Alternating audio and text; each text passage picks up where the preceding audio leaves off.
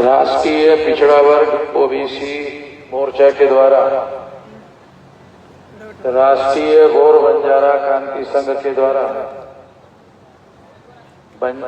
बहुजन क्रांति मोर्चा के द्वारा राष्ट्रीय परिवर्तन मोर्चा के द्वारा इन तमाम संगठनों के द्वारा यूनाइट बोल निवासी बहुजन समाज रैली आज आपके यहाँ तेलंगाना में आयोजित किया गया है और उसके लिए बहुत सारे विषय चर्चा करने के लिए रखे गए हैं। एक विषय है बहुजन समाज के महापुरुषों का आरएसएस और भाजपा के द्वारा अवमान करना। दूसरा विषय है ईवीएम मशीन के द्वारा चुनाव करवाए जा रहे हैं और ईवीएम मशीन के द्वारा फ्री, फेयर एंड ट्रांसपेरेंट चुनाव नहीं हो सकते। तीसरा विषय है जो ओबीसी की जाति आधारित गिनती, ये एक महत्वपूर्ण विषय है सारे देश भर में, उसको भी चर्चा का विषय बनाया गया है। चौथा विषय है बौद्ध गया में महाबोधि महाविहार, जिस पर ब्राह्मणों के द्वारा कब्जा किया गया है, उसके मुक्ति का एक विषय रखा गया है। और पांचवा विषय रखा गया है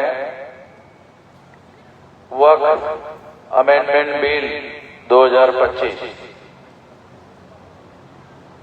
इसके अगेंस्ट में हम लोग विषय रखे हैं। तो ऐसे 5 विषय रखे गए हैं। मैं आप लोगों के सामने पांचों विषयों पर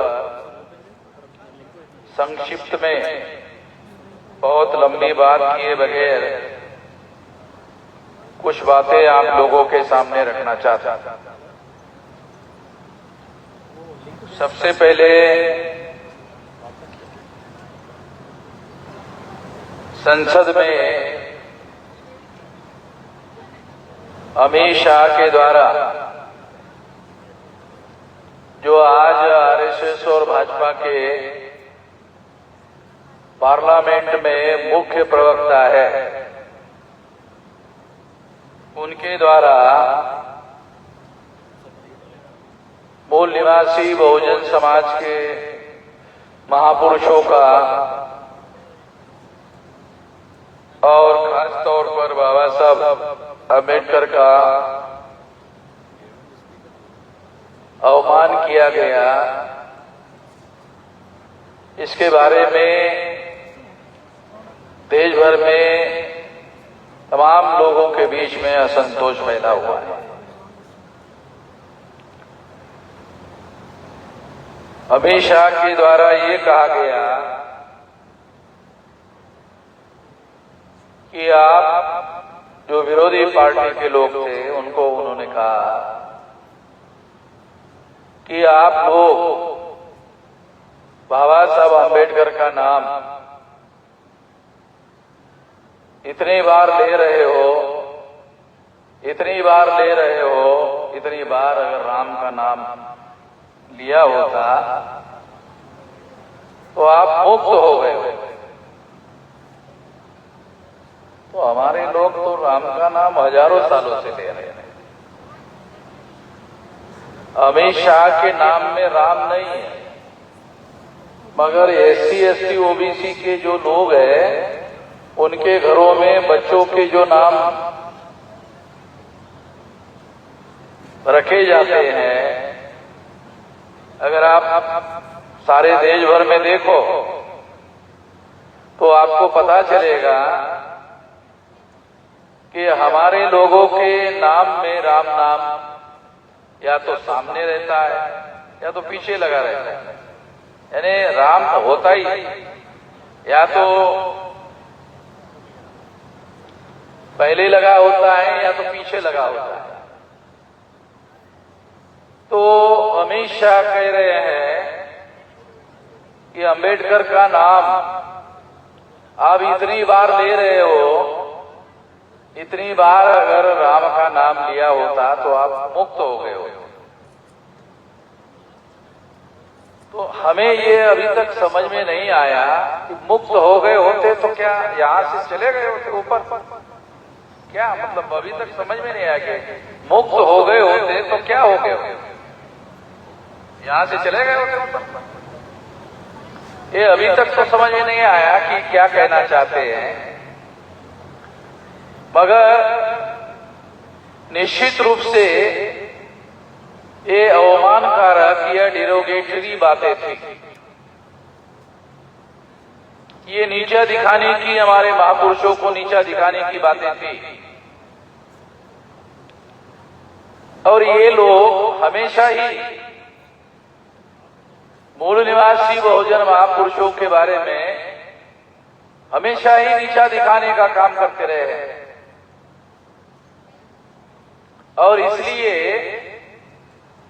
इन लोगों के द्वारा इस तरह की बातें करना ये सामान्य बात है, वो हमेशा करते रहते थे। मगर ऐसा उच्चारण अमित शाह के द्वारा संसद में किया जाना, क्या हम ऐसा मानकर चले कि अमित शाह को कम समझ में आता है और हमें ज्यादा समझ में आता है?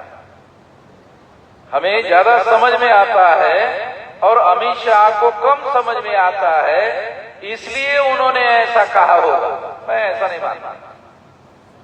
अमित शाह को कम समझ में आता है इसलिए उन्होंने ऐसा कहा, ये मैं नहीं मानता। तो अमित शाह ने जो कहा वो अनजाने में नहीं कहा। अमित शाह ने जो कहा वो जानबूझकर कहा, विचारपूर्वक कहा। वो इसलिए कहा क्योंकि जो बाबा साहब अम्बेडकर का विरोध करने वाले लोग हैं भारत में, वो जितने भी लोग हैं वो सारे के सारे बीजेपी के साथ संगठित हो जाए, ये मकसद पूरा करने के लिए बयान दिया गया। ये ध्यान रखो, अमित शाह कोई नादान आदमी नहीं है। अमित शाह देश का होम मिनिस्टर है, वैसे वो ज्यादा पढ़ा लिखा नहीं है। हमें जानकारी की गुजरात से तो वो 7वीं 8वीं पास आदमी है। हाँ वो मैं 8वीं क्लास मतलब थोड़ा एक ज्यादा ही बता रहा हूं, ज्यादा पढ़ा लिखा नहीं है। मगर पार्लियामेंट में आपने देखा होगा अमित शाह जो भी बयान देते हैं उनके हाथ में कागज होता है। आप लोग शायद पूरी ध्यान से देखते नहीं। अमित शाह के हाथ में कागज होता है और उसमें लिखा हुआ होता है, और वो जो लिखा हुआ है वो पढ़कर बोलते हैं। शायद आप लोगों ने, मैं अभी आपको बता रहा हूं तो आप लोगों ने भी ध्यान दिया होगा, वो वहां जो लिखा हुआ है वो पढ़कर सुनाते हैं। वो किसका लिखा होता है? किसी न किसी सीनियर आईएएस ऑफिसर का लिखा होता है, जिनके पास बहुत ज्यादा सारे देश का डाटा कलेक्ट होता है, और वो सारी बातों को ध्यान में रखते हुए पार्लियामेंट में अमित शाह को क्या बोलना है वो आईएएस अधिकारी कागज में लिख कर देते हैं और अमित शाह उसको पढ़कर सुना देता है। तो उसका 7वीं 8वीं पढ़ा लिखा होना समस्या नहीं है, उनको केवल पढ़कर सुना देना है। ये बात मैं इसलिए आप लोगों को बता रहा हूं ताकि आपको ये बात समझ में आ जाए कि आरएसएस के लोगों को इस तरह के लोग इस्तेमाल करने के लिए जरूरी होते हैं और इस्तेमाल करने के मकसद से ही अमित शाह को वहां गृह मंत्री बनाया गया है। निश्चित रूप से आरएसएस की सहमति के बगैर अमित शाह को होम मिनिस्टर नहीं बनाया गया होगा। ये फाइनल अप्रूवल कैबिनेट मिनिस्टर्स जो बनाए जाते हैं प्रधानमंत्री के द्वारा, वो आरएसएस के द्वारा जब तक अप्रूवल नहीं होता तब तक किसी को कैबिनेट मिनिस्टर नहीं बनाया जाता। तो आरएसएस ने अगर अमित शाह को होम मिनिस्टर बनाने के लिए अनुमति दी तो निश्चित रूप से उनको मालूम था इनसे उनकी व्यवस्था को फायदा ही होगा, नुकसान होने वाला नहीं। तो ये जो स्टेटमेंट दिया गया है, ये स्टेटमेंट बाबा साहब आम्बेडकर के विरोधी जो लोग हैं भारत में, वो सारे के सारे लोग बीजेपी के समर्थन में नहीं है। वो बीजेपी के समर्थन में हो इसके लिए ये बयान दिया गया, बीजेपी को नुकसान पहुंचाने के लिए नहीं या बाबा साहब आम्बेडकर का विरोध करने के लिए नहीं। तो बाबा साहब आम्बेडकर का विरोध करने वाले जो लोग हैं उसको बीजेपी के समर्थन में खड़ा करने के लिए ये बयान दिया गया, क्योंकि अमित शाह को समझ में नहीं आता, इस वजह से उन्होंने ऐसा बयान दे दिया। ऐसा नहीं कहा जाता, मैं इस बात को नहीं मानता। तो आपको समझकर इस बात को काम करना चाहिए। मैं इसी बात को ध्यान में रखते हुए इस बातों को कह रहा हूं, बोल रहा हूं।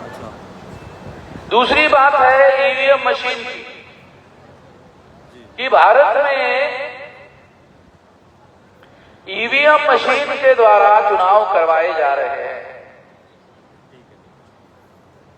ईवीएम मशीन से वोटों की चोरी की जा सकती है, ऐसा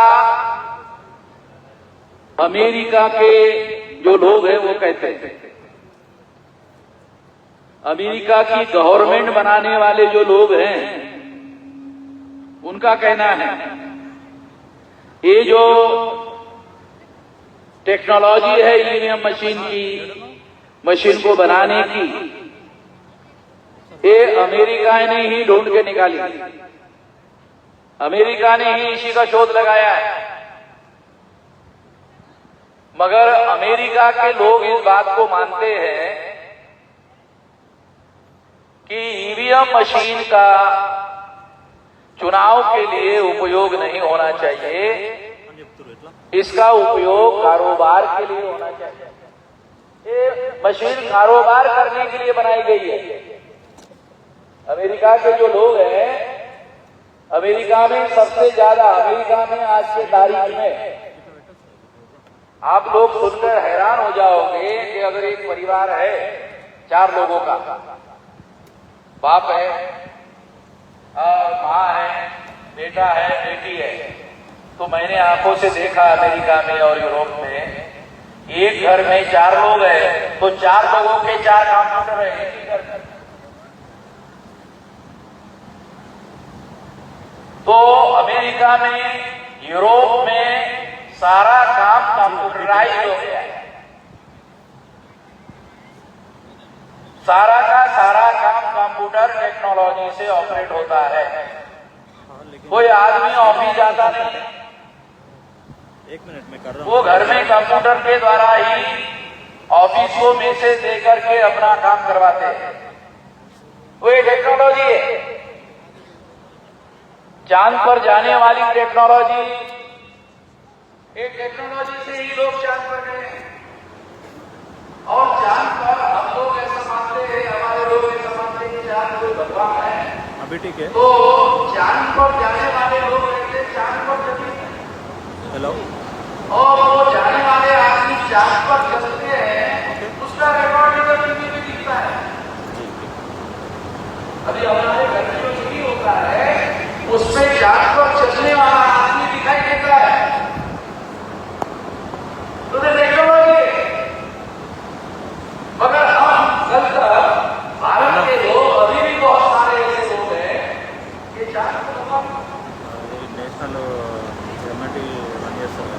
वो मानने वाले मानते हैं और जो टेक्नोलॉजी को जानते हैं वो टेक्नोलॉजी के आधार पर चांद पर लोग जा रहे हैं और चांद पर जाके वहां कई महीने 9 महीने तक वो तो वो जीवित है। 9 महीने तक वो वहां रही और वो जीवित है, उसको कुछ नहीं हुआ। तो मैं आपको इसलिए बता रहा हूं कि टेक्नोलॉजी की बात है। और इसी तरह से ईवीएम मशीन में भी टेक्नोलॉजी है और ईवीएम मशीन में अगर जो चांद पर रही मशीन है उसको ऑपरेट कौन कर रहे हैं? वो मशीन वहां चल रही है कहां? चांद पर। और उसको ऑपरेट, उसको चलाने वाला तो कहां बैठे? बॉम्बे के इसरो में वो साइंटिस्ट लोग वहां बॉम्बे में बैठे हुए हैं और बॉम्बे में बैठकर चांद पर रिमोट कंट्रोल टेक्निक के द्वारा उस मशीन को चलाने का काम कर रहे हैं।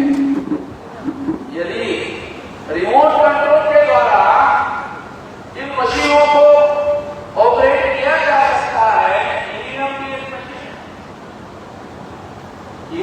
एक मशीन है और उस मशीन को भी बैठे बैठे ऑपरेट किया जा सकता है, घर में बैठकर ऑपरेट किया जा सकता है, किया जा रहा है।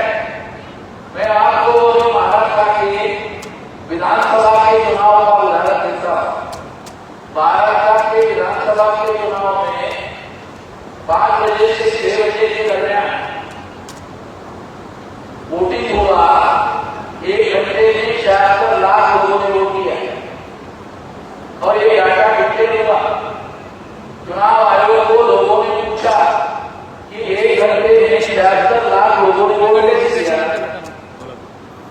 76 लाख लोग 60 मिनट में कैसे वोट कर सकते हैं? ये लोग पूछ रहे हैं कि जो 60 मिनट है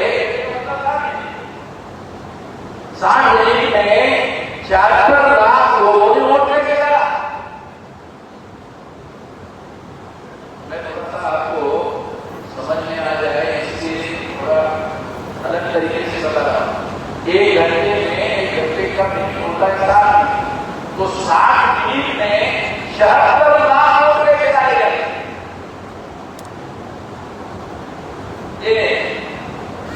और ये डाले गए और चुनाव आयोग को पूछा जा रहा है कैसे डाले, कैसे आए, कहां से आए? चुनाव आयोग ने अभी तक कोई जवाब नहीं दिया। इसका मतलब यह है कि ईवीएम मशीन में घोटाला किया जा सकता है और ईवीएम मशीन में घोटाला करके चुनाव जीता जा सकता है। और अगर ऐसा हुआ तो जो सरकार बनाने वाले और चलाने वाले लोगों के बीच में उनके दिमाग में क्या सोच आएगा? जानते हो क्या सोच आएगा? थोड़ा बताता हूं क्या सोच आएगा। उसके दिमाग में क्या सोच आएगा? उसके दिमाग के अंदर क्या सोच आएगा वो बताता हूं। उसके दिमाग के अंदर घुस करके बात को समझने की कोशिश करता हूं, आपको बताता हूं। वो क्या सोचेगा? ईवीएम मशीन से ये चुनाव जीतना है तो चुनाव में लोगों के सामने जाकर हाथ जोड़कर खड़े होने की क्या जरूरत है? ईवीएम मशीन के पहले जो नेता लोग चुनाव लड़ते थे वो लोगों के बस्ती में जाते थे, ध्यान रखें, तो 1 दिन या ज्यादा से ज्यादा 1 महीना हाथ जोड़ता है, बाकी 4 साल 11 महीने हम लोग हाथ जोड़ते थे। और हाथ जोड़ने के बाद भी वो को हाथ जोड़ने के बाद इतना बड़ा आदमी हाथ जोड़ रहा है, हमारे लोगों को पसीना आता है या हमारे लोगों का दिल पसीना आता है, तो हम लोग जो है उसको वोट दे देते हैं, हाथ जोड़ रहा है, वो दोबारा आता ही नहीं, फिर दोबारा 5 साल के बाद चुनाव में आता है अगर पार्टी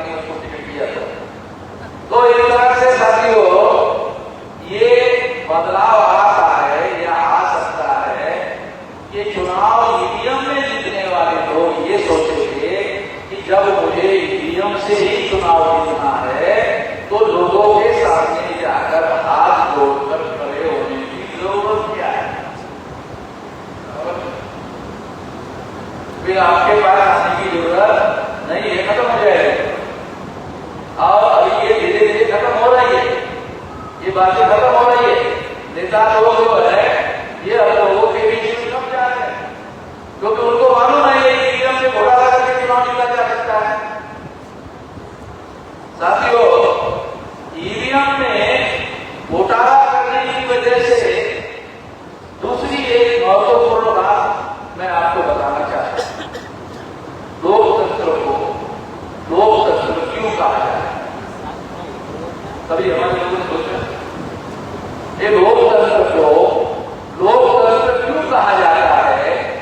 इसलिए कहा जाता है कि लोग वोट डालकर सरकार बनाते हैं, इसलिए उसको लोकतंत्र कहते हैं। लोग वोट डालते हैं और वोट डालकर सरकार बनाते हैं, जिसको बहुमत मिला उसी सरकार बनती है, इसलिए उसे लोकतंत्र कहते हैं। लोगों ने बनाया हुआ तंत्र, इसलिए अगर ये लोकतंत्र हो गया, लोग तो वोट नहीं डालने वाले और अब तो ईवीएम मशीन वोट डालेगी, तो अब लोकतंत्र का नाम बदलकर ईवीएम तंत्र रखना होगा। अब ये लोकतंत्र का नाम बदलना होगा और लोकतंत्र का नाम बदलकर ईवीएम तंत्र रखना होगा, क्योंकि लोग का जो वोट डालकर लोकतंत्र बनाने का जो तरीका था वो ईवीएम मशीन ने खत्म कर दिया। अब ईवीएम मशीन के द्वारा जो तंत्र लाया गया है उसे हम लोग लोकतंत्र नहीं कह सकते, उसे हमको ईवीएम तंत्र कहना चाहिए। और अगर ईवीएम तंत्र कहां जाने लगा तो नेता लोग घरों में ईवीएम की पूजा करेंगे। आप लोगों को हाथ जोड़ते थे तो बंद हो जाएगा और ईवीएम की प्रतिकृति तैयार करेंगे, क्योंकि ओरिजिनल ईवीएम तो मिल रहे हैं, वो तो चुनाव आयोग के पास रहेगा। तो ईवीएम का डुप्लीकेट कॉपी करने किसी कारण से बनाई जा सकती है, बनाकर घर में रखेंगे और ईवीएम की पूजा करेंगे, उनको सिंदूर भी लगाया जाएगा और सारे परिवार मिलकर उसको दर्शन करेंगे। ऐसा हो सकता है, क्योंकि उसको कहा जाएगा ये तो आपकी भाई बाप भाई और बाप आप ही है और आप ही हमको चुनाव जीतने वाली है, तो इसलिए आप ही हमारी भाई है और आप ही हमारा बाप है। ऐसा होने वाला है, क्योंकि हमारे लोग जो चुनाव जीतना चाहते हैं वो बोलेंगे ये बहुत आसान हो गया, घर के बाहर जाने की जरूरत नहीं है, लोगों के बीच में जाने की जरूरत नहीं है, लोगों के समाज में जाने की जरूरत नहीं है, अलग अलग जाति बिरादरी में जाने की जरूरत नहीं है। केवल अपने घर में ईवीएम मशीन पे डुप्लीकेट कॉपी बनाओ और उसकी पूजा करो, उसको सिंदूर और कुमकुम लगाओ और उसके दर्शन करो और जो चुनाव खड़ा होने वाला आदमी है वो अपने विशेष को बोलेगा कोई दर्शन करना। मैं तो कर रहा हूँ क्योंकि मैं तो चुनाव लड़ रहा हूँ, विशेष को बोलेगा कुछ कर ले, विशेष बोल सकती है मैं तो चुनाव में नहीं लड़ रही हूँ, ये मेरे लिए तो दर्शन कर ले, कि मैं चुनकर आना चाहिए इससे दर्शन कर ले। तो परिवार के सारे बच्चों समेत उनके दर्शन करवाने के काम में लगाया जाएगा और कहा जाएगा कि आज यही मशीन जितवाने वाली है। तो आने वाले समय में एक लोकतंत्र नहीं है, नौटंकी होगी, एक नौटंकी केंद्र हो जाए। इसलिए साथियों, लोकतंत्र बहुमूल्य व्यवस्था है। साधारण से साधारण आदमी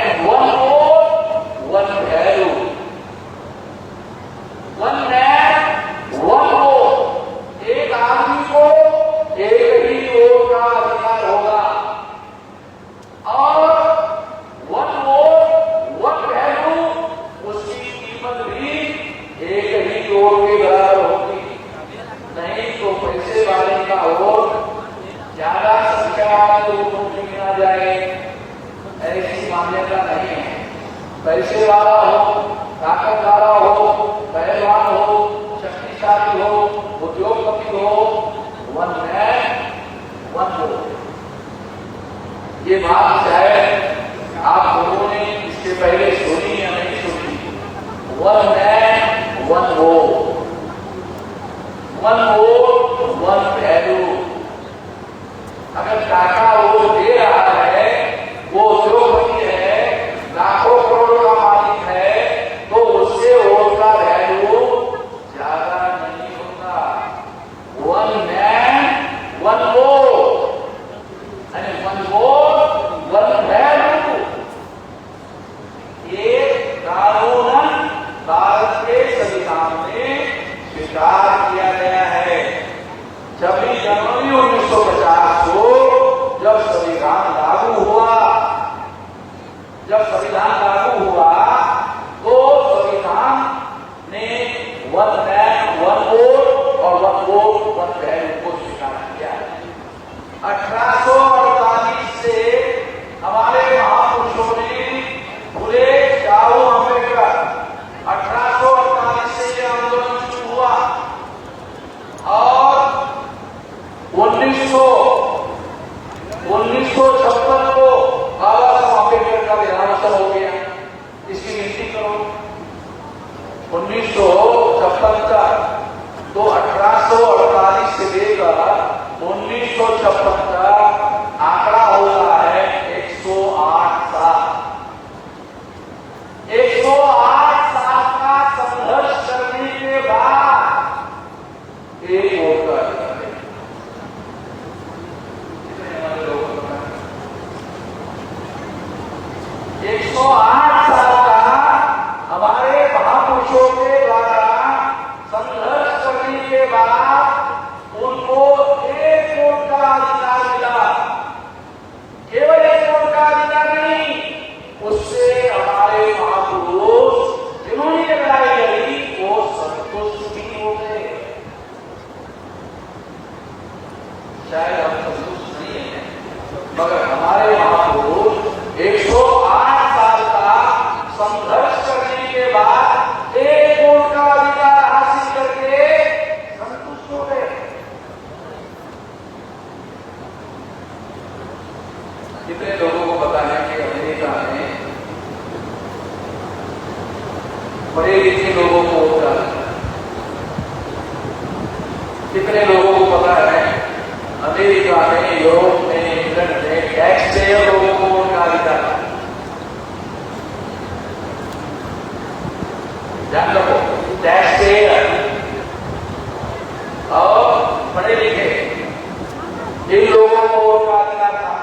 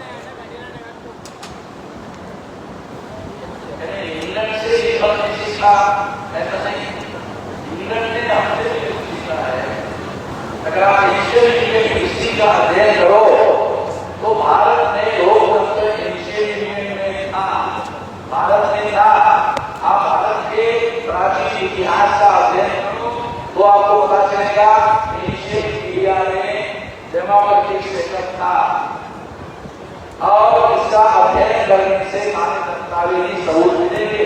अभी 2 दिन पहले मोदी ने पार्लियामेंट में कहा कि हमने विदेश से नहीं लिया, हमारे ही यहाँ था, मगर मोदी ने आधा सच बताया। मोदी ने ये नहीं बताया कि ब्राह्मणों के पास हमारे लोगों के पास, हम दोस्त गुजराती थे, उनके पास एक था। ब्राह्मण इस बात को नहीं मानते थे। एक तो ब्राह्मण भी नहीं थे, आज भी नहीं है। और इसलिए तो ये जो नोटबंदी बार बार जाती है, ये हमारे बहुत सारे इंजीनियर भी वहाँ होंगे, हमारे CSP ओडीसी के इंजीनियर, लोगों को कम से कम ये डर छोड़ देना चाहिए। मगर इतना डर भी छोड़ने के लिए इंजीनियर है मगर आजाद नहीं। उनके इशारे पर ये बिजली जो है बिल्कुल यूज करते रहते हैं। अब हमारे लोगों को कुछ महत्वपूर्ण बात मैं समझा रहा हूँ, मेरा रिकॉर्ड है, जहाँ भी मैं जाता हूँ और महत्वपूर्ण बात समझाना शुरू करता हूँ उसी समय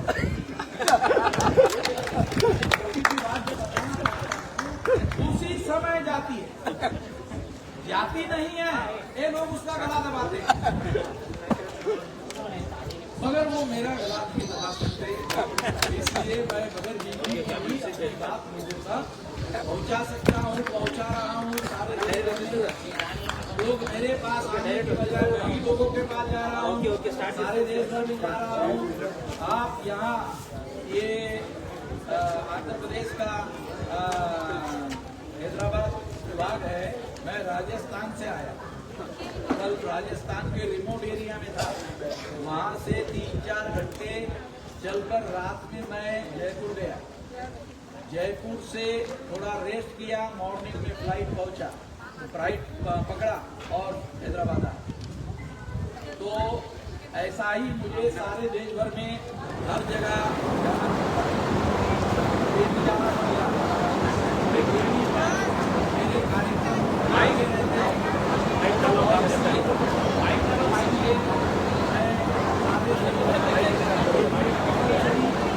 हैं, कार्यक्रम लगे हुए हैं, उन्होंने प्रचार किया, लाखों रुपया खर्चा किया, स्कीम किया, प्रचार प्रसार किया, बढ़ाना पड़ता है। ऐसी जगह कोई विकल्प नहीं है। आप लोग सोचते होंगे हमारी बंद है, हमारी बोल रहा हूँ, बिजली कभी भी आ सकती है, तो इसलिए बिजली कभी भी आ सकती है।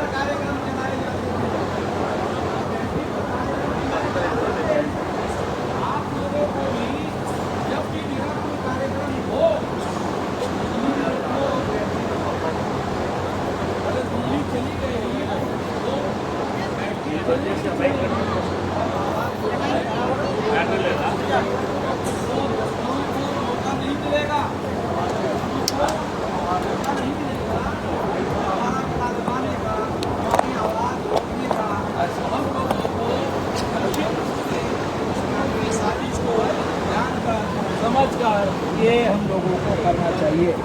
तो ईवीएम मशीन जो है वोटों की चोरी करती है, ये बात पक्के तौर पर ध्यान रखो। ईवीएम मशीन से चोरी की जा सकती है, बैलेट पेपर पे भी चोरी होती है। बैलेट पेपर की चोरी पकड़ना थोड़ा आसान है, ईवीएम मशीन के अंदर ही अंदर चोरी की जा सकती है और उसको पकड़ना भी आसान नहीं है। इसलिए ईवीएम मशीन आपको सुनकर हैरानी होगी, आपके तेलंगाना में कांग्रेस की सरकार है और आया हेलो बैटरी आ गई। हेलो देखो बैटरी बैटरी भी आ गई। मेरे कहने के बाद हमारे जो समझदारी आ गई, तो इसी समझदारी में सारे देश को सत्यापित कर देता हूँ।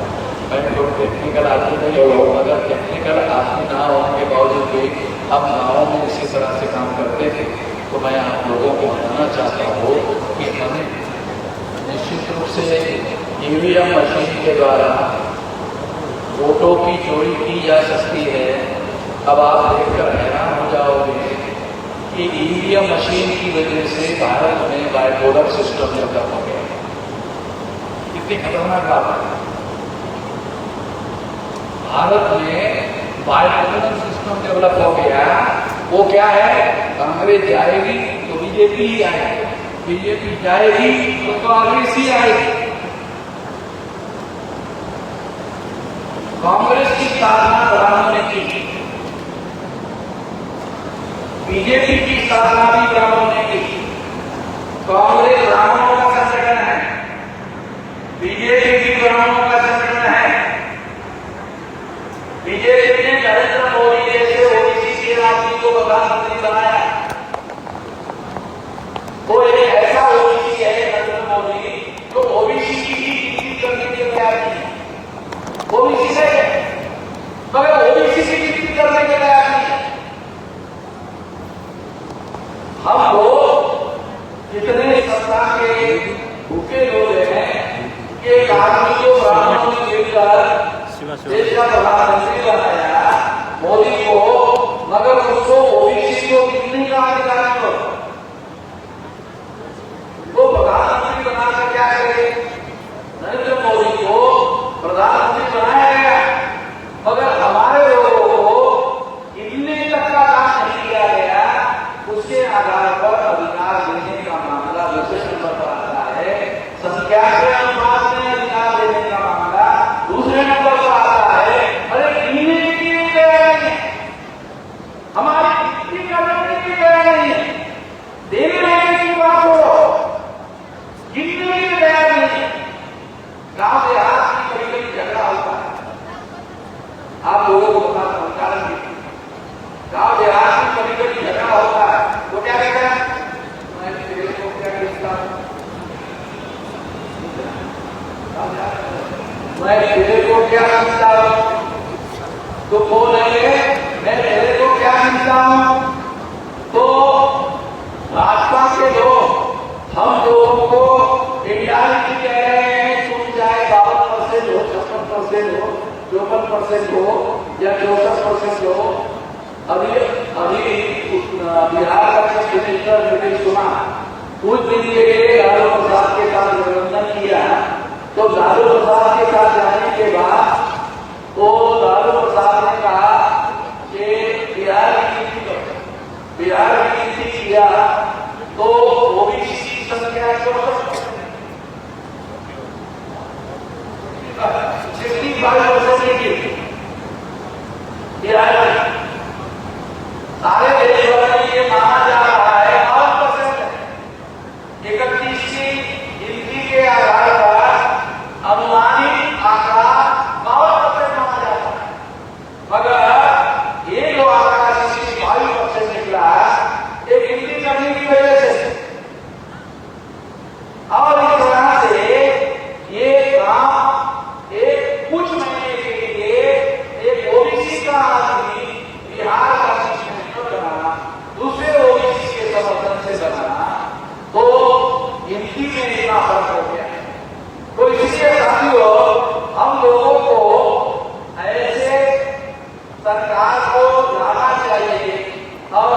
सरकार को लाने का अधिकार हमारे पास है।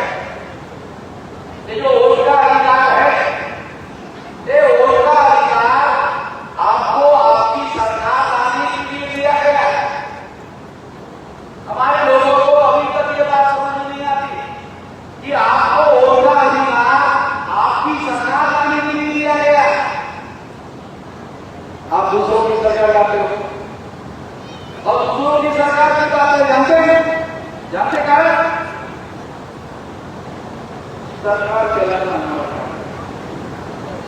हमारे लोगों की मानसिकता क्या है, हमारी मानसिकता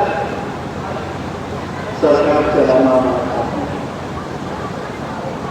वो लोग सरकार चला रहे हैं, उसमें से किसी न किसी को सरकार बनाने के लिए मौका देना हो।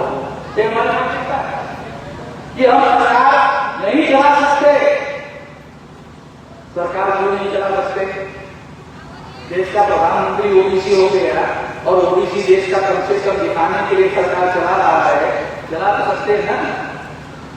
कई राज्यों के मुख्यमंत्री ओबीसी हो गए हैं और वो सरकार चला रहे हैं। लालू प्रसाद का बेटा वहां बिहार चलाने के लिए काम कर रहा है। कई दिन मोदी मुख्यमंत्री रहा है तो उसको भी उप मुख्यमंत्री रहकर सरकार चलाने का मौका मिला, लालू प्रसाद को भी मिला और तमाम लोगों को मिला और हमारे लोगों ने सरकार चलाई।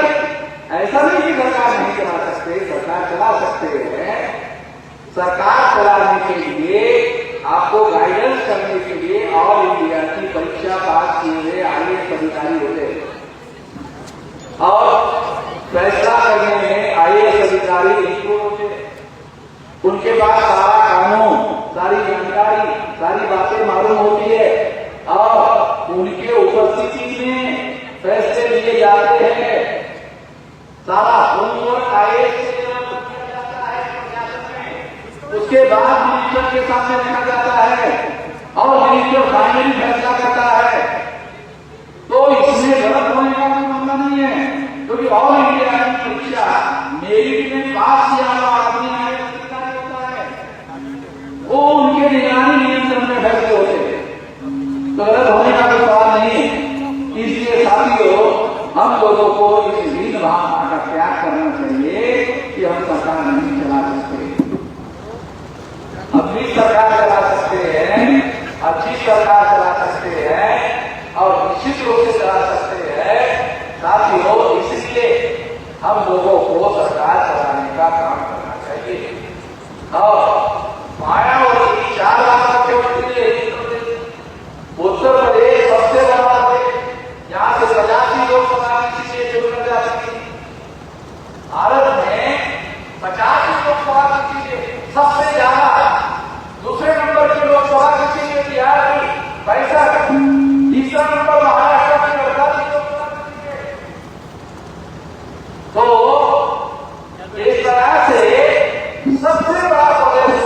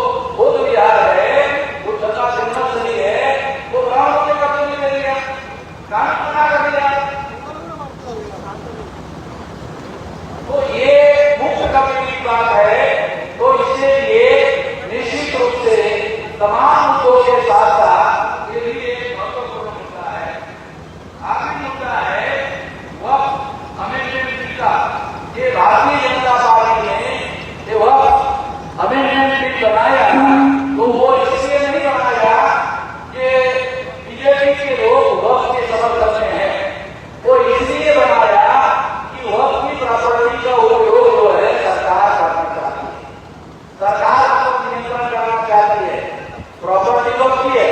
अब वक्त की प्रॉपर्टी का मतलब है मुसलमानों ने दान की संपत्ति, उसको होते वक्त, और उस पर सरकार कब्जा करना चाहती है। ये तो बहुत गलत बात है। सरकार कब्जा करना चाहती है, ये गलत बात है। कानून बनाकर मुसलमानों के सामाजिक संस्था को वो अधिकार है और उनको उस अधिकार के तहत उसका उपयोग और प्रयोग करने देना चाहिए। यदि उसमें कोई गलत बात हो रही है तो गलत बातों को और सही काम को प्रमोट करने का काम करना चाहिए। अगर ऐसा करते तो मुसलमान समर्थन करते, हम भी उसका समर्थन करते। मगर ये वक्त की संपत्ति पर कब्जा करना चाहते हैं और कब्जा करने के लिए हमारा विरोध है। हम इसके विरोध में हैं और आने वाले समय में अगर इसके लिए भारत बंद करना पड़े तो हम आने वाले समय में भारत बंद भी करेंगे।